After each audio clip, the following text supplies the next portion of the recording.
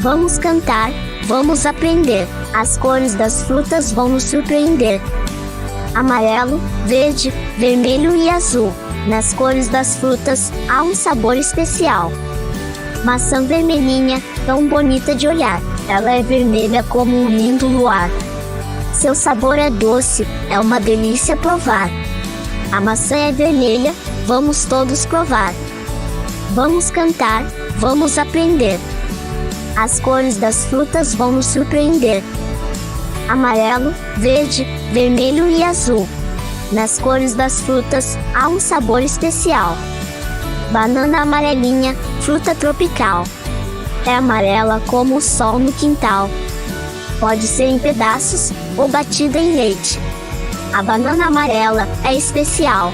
Vamos cantar, vamos aprender. As cores das frutas vão nos surpreender. Amarelo, verde, vermelho e azul. Nas cores das frutas, há um sabor especial. Uva roxinha, pequenina e deliciosa. Ela é roxa como uma estrela reluzente. Podemos comer várias, não tem exceção.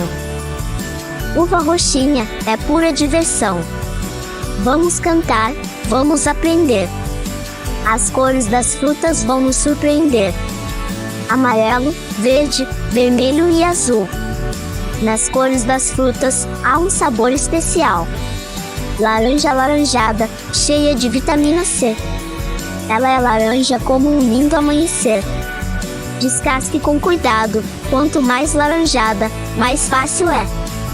A laranja alaranjada é deliciosa de provar.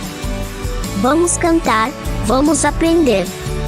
As cores das frutas vão nos surpreender. Amarelo, verde, vermelho e azul.